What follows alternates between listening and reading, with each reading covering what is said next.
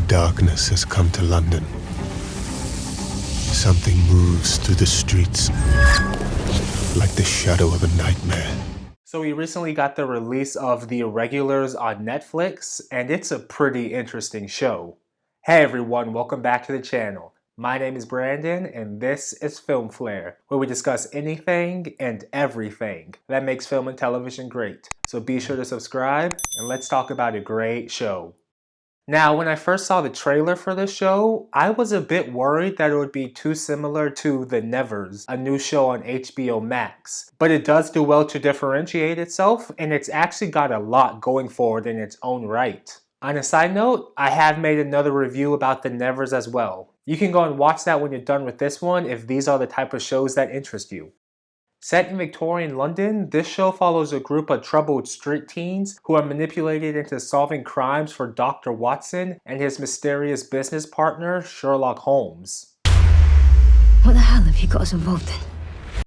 This show kind of feels like a mix between Enola Holmes with its street-smart Victorian England teenagers and Stranger Things, where these teenagers are also contending with supernatural forces they're barely starting to understand.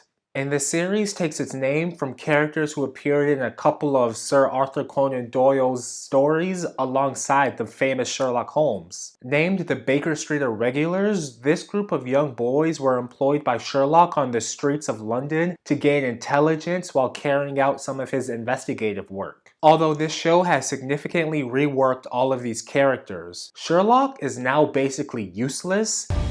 What do you think happened to him? Sherlock Holmes doesn't exist anymore. And the group of irregulars is now more diverse, having shrunk the group in size and adding a couple of females who are really the core of this group and the story.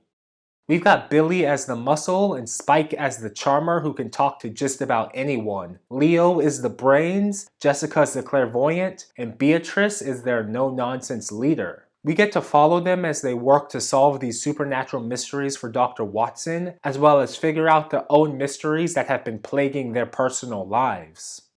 Something I really like in the show is the dynamic between all of these different characters. Whether it's these kids and their makeshift family with everyone looking out for their troubled younger sister, or Beatrice leading the charge against every adult in the city. Then we've got Leo, royalty rebelling against his family while trying to fit in somewhere he clearly doesn't belong and really shouldn't be either.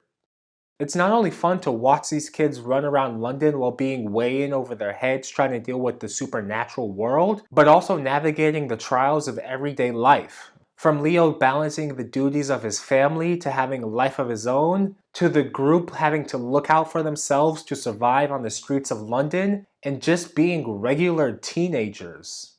While this show is definitely a home story, we throw out the usual settings we're used to of posh and proper environments and get to take a journey through the underbelly of London, something most of his stories never really get to show us. It's an interesting new take on these well-known characters, as well as a proper introduction to some lesser-known ones from this universe as well. And overall, this is a really interesting mashup of a mystery thriller set in a period drama, along with some great supernatural elements and a fun cast to make it all work. I really like the show and these characters, and I'm definitely rooting for a second season. But what are your thoughts on The Irregulars? It's available now for streaming on Netflix. But before you go and watch that, please do be sure to give this a like and subscribe for more reviews like this.